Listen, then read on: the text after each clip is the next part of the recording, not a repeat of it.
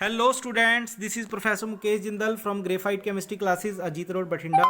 My contact is 94636 and 97806 तो बेटा आज हम जो बात कर रहे हैं चैप्टर हाइड्रोजन की, हाइड्रोजन में आज हम सेकंड पार्ट करने जा रहे हैं, वो है हाइड्राइड्स। ठीक है, हाइड्राइड किसको बोला जाता है बेटा? हाइड्राइड बोला जाता है जब हाइड्रोजन के ऊपर कौन सा चार्ज होता है?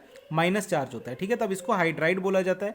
जब हाइड्रोजन के ऊपर पॉजिटिव चार्ज होता है तब इसको प्रोटॉन बोला जाता है। तो देखिए, hydrogen combine with most of the metals and non metals. The binary compounds of hydrogen with other elements are called hydrides. Hydrides are divided into three main types according to their physical chemical properties and the types of bonding. बेटा जो hydrides होते हैं वो क्या होते हैं? जब hydrogen किसी भी मेटल या नॉन मेटल से कंबाइन करता है तब जो वो कंपाउंड बनाता है उसको हाइड्राइड बोलते हैं। ठीक है, तो इसके जो हाइड्राइड्स हैं उसकी तीन टाइप होती हैं, वो तीनों टाइप मैं आपसे अभी डिस्कस करूंगा। सबसे पहले आते हैं बेटा आयनिक और सॉल्ट लाइक और सेलीन हाइड्राइड्स। ठीक है, अब देखो आयनिक वर्ड आ गया तो वहाँ पे साल्ट आना लाजमी है। ठीक है, जस्ट सेलीन आना लाजमी है। सेलीन मीन्स भी सॉल्ट होता है। तो these are formed by the combination of hydrogen with metals which are highly electropositive. For example elements of group 1 and 2। अब सिंपल सी भाषा में अगर बात करें बेटा, हाइड्रोजन जब किसी भी अल्कली मेटल के साथ या फिर अल्किलाइन अर्थ मेटल के साथ ज्वाइंट होता है और कंपाउंड बनाता है तब उसको बोला जाता है आयनिक हाइड्राइड।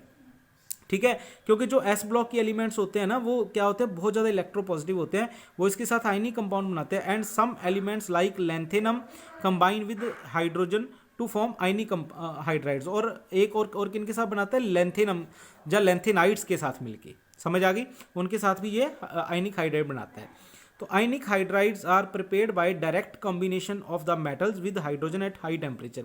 ये कैसे बनता है? डायरेक्ट मिक्सिंग से। जैसे लिथियम में डायरेक्ट हाइड्रोजन ऐड किया और इसको हीट किया तो आपके पास लिथियम हाइड्राइड, पोटाशियम में हाइड्रोजन ऐड किया, पोटाशियम हाइड्राइड।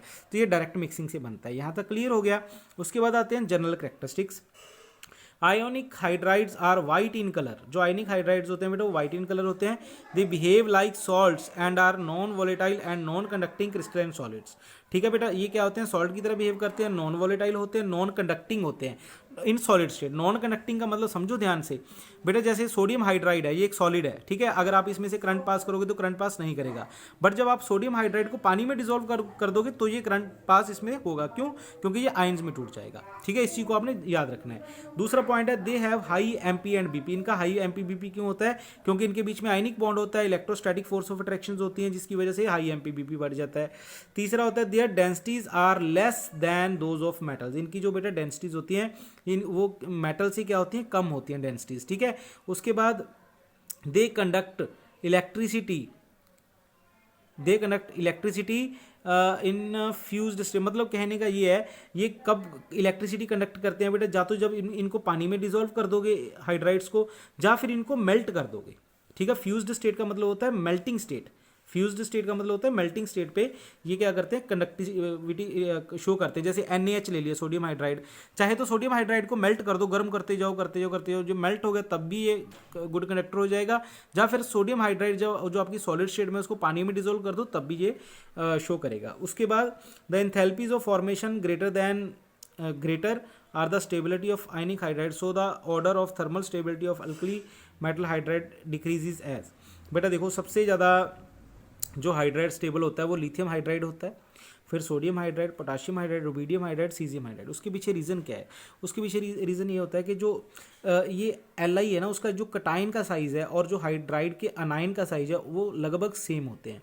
तो जब कटाइन और अनाइन का साइज बेटा लगभग सेम होगा ना तो जो बॉन्डिंग होती है वो बड़ी स्ट्रांग होती है।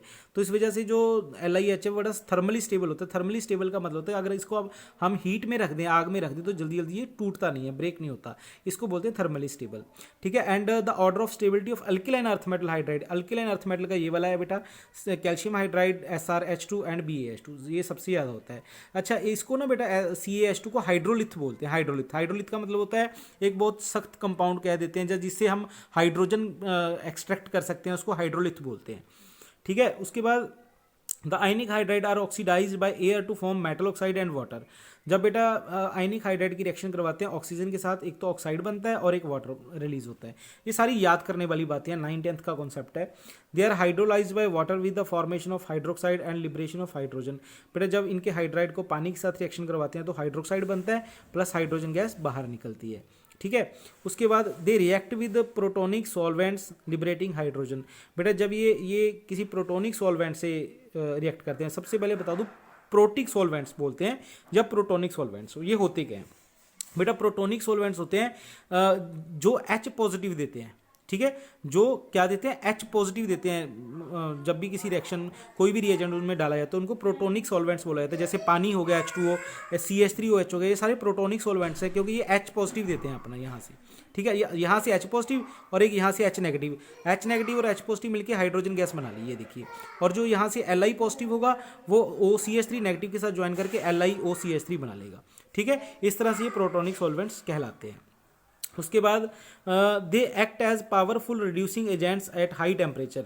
जो बेटा मतलब हाइड्राइड्स होते हैं, आयनिक हाइड्राइड, ये बहुत पावरफुल रिड्यूसिंग एजेंट्स होते हैं हाई टेम्परेचर पे। पावरफुल रिड्यूसिंग एजेंट का मतलब क्या होता है कि ये दूसरे की रिडक्शन कर देते हैं बड़ी फास्ट। ठीक है, और खुद की क्या करवा लेते हैं? रिडक्शन करवा लेते हैं। समझ आ गई? खुद की क्या करवा लेते हैं? रिडक्शन करवा लेते हैं। जैसे कि ये देखिए, ये CO है, कार्बन मोनोऑक्साइड। ठीक है, अब इसमें कार्बन के ऊपर कितना चार्ज था? +2 चार्ज था, बट यहाँ पे कार्बन के ऊपर कितना चार्ज आ रहा है? 0 चार्ज आ रहा है। तो इसकी क्या होगी? देखो रिडक्शन होगी, +2 से 0 पे चली गई ऑक्सीडेशन स्टेट। वो किसने किया? हाइड्रोजन ने किया। ठीक है, नेक्स्ट आ गया metal hydrides are used to form complex hydrides of other metals. ठीक है, ये क्या करते हैं? मेटल हाइड्राइड जो होते हैं किसी दूसरी मेटल के मतलब हलाइड के साथ मिलके कॉम्प्लेक्स कंपाउंड बना लेते हैं। जैसे LiH है, जब इसकी रिएक्शन करवाई जाती है AlCl3 से तो ये क्या बना लेता है? LiAlH4। ये एक बहुत ही अच्छा रिड्यूसिंग एजेंट है, इसका नाम है लिथियम एल्यूमिनियम हाइड्राइड। इसको हम केमिस्ट्री में, ऑर्गेनिक केमिस्ट्री में बड़े ज़बरदस्त तरीके से पढ़ेंगे। +2 लेवल में जब हम जाएंगे तो बहुत इसके कंपाउंड्स के बारे में स्टडी करेंगे। ठीक है, तो यहाँ तक बेटा इतना ही इसमें आयनिक कंपाउंड्स में। उसके बाद आते हैं बेटा कोवलेंट हाइड्राइड्स। ये थे आयनिक हाइड्राइड्स। कोवलेंट हाइड्राइड में क्या होता है? These are found by elements having higher electronegativity than hydrogen, so the elements of p block with hydrogen to form molecular hydride. सबसे पहली बात, जो आयनिक हाइड्राइड से वो कैसे बने थे? S ब्लॉक एलिमेंट्स जब हाइड्रोजन के साथ जुड़ेंगे या फिर लेंथेनाइड जुड़ेंगे, ठीक है, तब बनाते थे आयनिक हाइड्राइड। अब जो कोवलेंट हाइड्राइड है ये कौन बनाता है? जब p ब्लॉक के एलिमेंट्स ज्वाइन करते हैं हाइड्रोजन के साथ। ठीक है, तो ये बनाते हैं मॉलिक्यूलर हाइड्राइड या कोवलेंट हाइड्राइड। ठीक है, these are found by sharing of electrons between the elements and hydrogen atom. These hydrides have molecular lattices, the molecules are held together by weak van der Waals forces. ठीक है, next.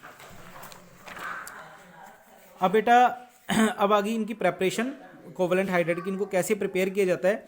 Bye direct combination of elements. देखो hydrogen है, इसकी आप fluorine के साथ reaction करवा दोगे, ये p ब्लॉक का एलिमेंट है तो क्या बन गया? 2HF बन गया। इसकी ऑक्सीजन के साथ करवा दी, वाटर बन गया। नाइट्रोजन के साथ करवा दी, अमोनिया बन गया।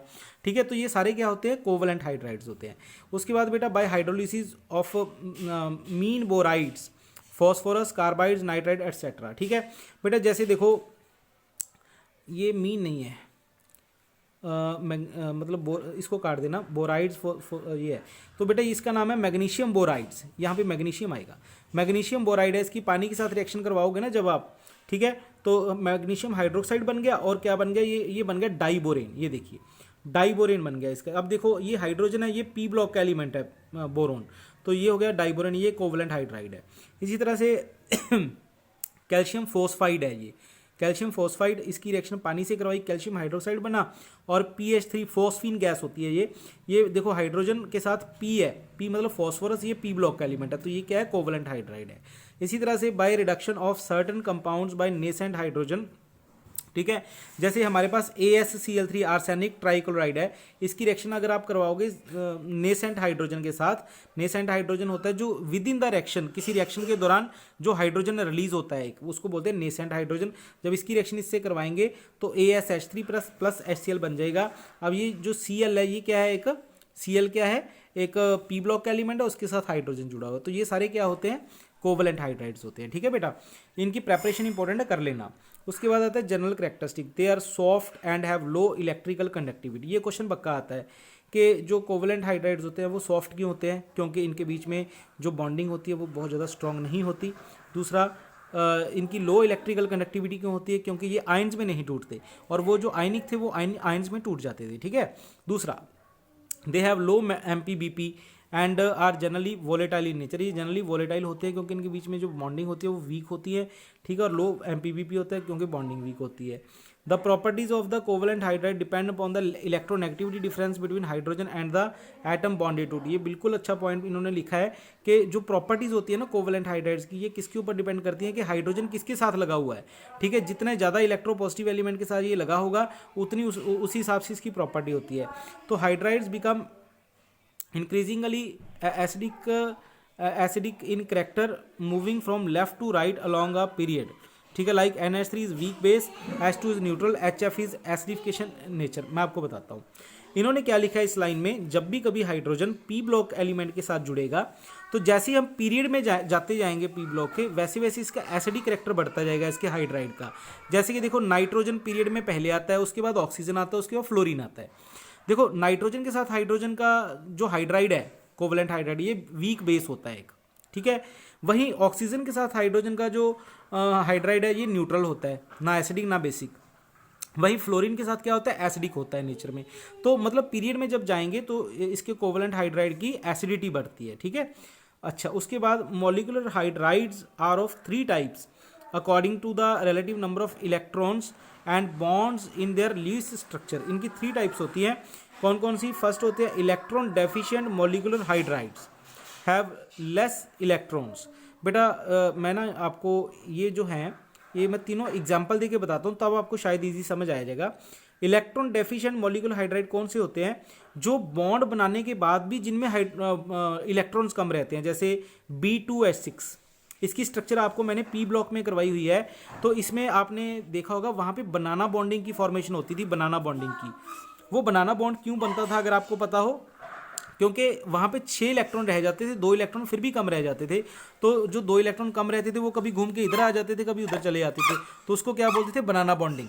समझ आ गई? तो डाइबोरॉन में बनाना बॉन्डिंग बनती थी क्योंकि वो इलेक्ट्रॉन डेफिशिएंट हाइड्राइड होता था। एक होते हैं बेटा electron precise molecular hydride. Electron precise molecular hydride कौन से होते हैं? जिनमें बॉन्डिंग के बाद 8 इलेक्ट्रॉन पूरे होते हैं, जैसे CH4। CH4 एक ऐसा मॉलिक्यूल है जिसमें देखो कार्बन के आउटर मोस्ट शेल में 4 इलेक्ट्रॉन होते हैं, वो 4 हाइड्रोजन से मिलकर 8 इलेक्ट्रॉन अपने पूरे कर लेता है। तो इसको बोलते हैं इलेक्ट्रॉन प्रिसाइज, जिसमें इलेक्ट्रॉन पूरे होते हैं। इलेक्ट्रॉन डेफिशिएंट क्या होता है? जिसमें इलेक्ट्रॉन कम होते हैं 8 से। एक होता है बेटा electron rich molecular hydride. Electron rich molecular hydride क्या होते हैं? जिनमें आफ्टर बॉन्डिंग इलेक्ट्रॉन पेयर खाली बच जाता है। जैसे देखो वाटर के केस में देखो ऑक्सीजन के साथ 2 हाइड्रोजन जुड़े हैं। अब देखो बॉन्डिंग के बाद भी इसमें देखो 4 इलेक्ट्रॉन पड़े हैं। अमोनिया, इसमें देखो बॉन्डिंग के बाद भी 2 इलेक्ट्रॉन पड़े हैं, तो इनको बोलते हैं इलेक्ट्रॉन रिच मॉलिक्यूलर हाइड्राइड्स। समझ आ गई? ठीक है, ये दूसरी टाइप कंप्लीट होगी। इसके बाद आती है बेटा तीसरी टाइप, मेटालिक और इंटरस्टिशियल हाइड्राइड्स। देखो इसको पढ़ लेते हैं जल्दी से। The D block and F block elements combine with hydrogen to form metallic hydride. देखो आयनिक हाइड्राइड S से जुड़ के बने थे, कोवलेंट P से, और ये D और F से मिलके बनते हैं। ठीक है, hydrogen occupies interstitial hole in the closed packed metal structure. This is due to small size of hydrogenation compare to the metal atoms. अब इसमें क्या होता है बेटा, मैं आपको सिंपल बता देता हूँ। जो डी ब्लॉक के एलिमेंट्स होते हैं, ये बड़े बड़े डी ब्लॉक के एलिमेंट्स हैं, इनके बीच में देखो खाली स्पेस बची हुई है ये वाली। तो खाली स्पेस में ना ये छोटा सा आपको दिखा रखा है, ये हाइड्रोजन का मॉलिक्यूल होता है। हाइड्रोजन का जो एटम होता है ना, वो इस खाली स्पेसिस के बीच में जाके फंस जाता है। इसको बोलते हैं इंटरस्टिशियल हाइड्राइड, क्योंकि ये वाली जो स्पेस होती है ना यहाँ पे, इसको बोला जाता है इंटरस्टिशियल साइट। इसमें हाइड्रोजन जब जाके फंस जाएगा, इसको इंटरस्टिशियल हाइड्राइड बोला जाता है सिंपल भाषा में। ठीक है, these compounds are non stoichiometric and their composition varies with temperature and pressure. बेटा नॉन स्टोइशियोमेट्रिक का मतलब क्या होता है कि जो हाइड्रोजन डी ब्लॉक एलिमेंट के साथ मिलकर कंपाउंड बनाता है ना, उसका फॉर्मूला फिक्स नहीं होता। ठीक है, जैसे हम कहते हैं नाइट्रोजन के साथ हाइड्रोजन जुड़ेगा तो NaH ही फॉर्मूला बनेगा और उसके बिना कोई नहीं बनेगा। बट इनके जो फॉर्मूले हैं वो चेंज होते रहते हैं। क्यों? क्योंकि कभी कहीं पे जो स्पेस है वैकेंसी ज़्यादा होती है, कहीं पे वैकेंसी कम होती है। अगर तो ज़्यादा है तो उसी हिसाब से हाइड्रोजन आएंगे, अगर कम है तो उसी हिसाब से आएंगे। तो इनको बोला जाता है नॉन स्टोइशियोमेट्रिक।